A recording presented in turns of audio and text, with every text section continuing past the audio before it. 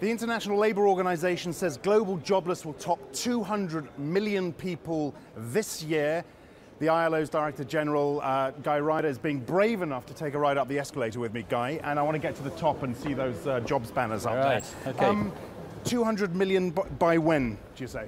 Well, by the end of this year, we reckon we're going to pass the 200 million mark. We reckon this year there'll be 6 million more on the global unemployment figures. The bad news is it's going to continue growing beyond that. We're going to get around 215 million in the next 5 years, we think. Now, we have heard a lot, mind just step when we get to the top, we've heard a lot recently, governments trying to take this by the horn, or at least being seen to try and take this by the horns. Is it just tokenism? I mean, are we actually seeing proper measures, concrete measures that you're pleased with?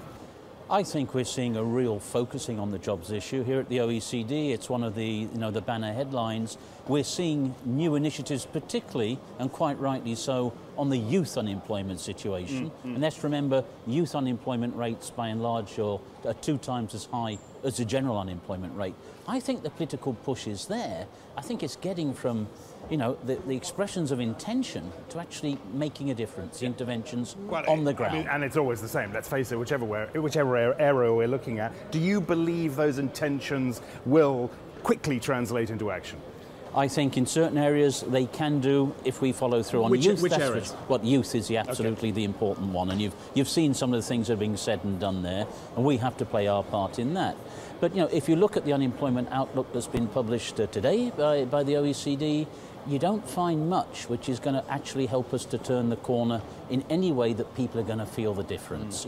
We're not going to see, it's not going to feel different. It's not going to feel different. No. That's a problem. Germany, of course, have come out and said they will provide this support to Portugal and to Spain in particular.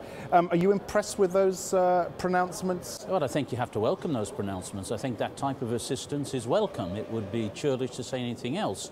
I think you have to ask, are we on the scale required to be fit for purpose? And what do you think? I think we've got to do a hell of a lot more. I think these interventions are extremely welcome.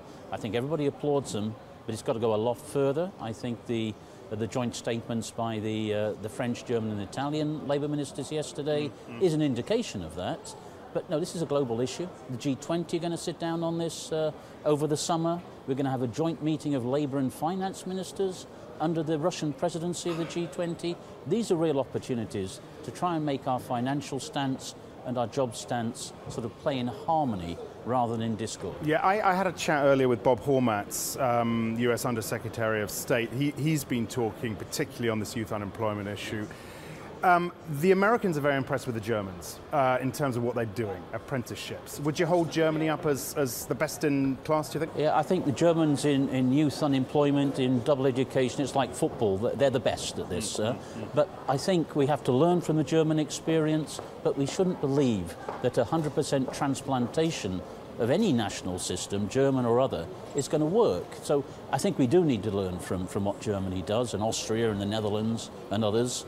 And we do need to get that work-education interface much more porous, much better than it is in most countries. Some countries have lost the habit of this. So there's a great deal to learn from the German experience. And just to finish up with, I mean, it is a general question, but the message from you is more needs to be done. Yep. We need to see sort of more of it as well, whether it's money, whether it's a greater commitment. Let's face it, there is going to be a whole generation that isn't going to work, right? Well, there is the rhetoric of a lost generation. Some people here are talking about it as a danger for the future.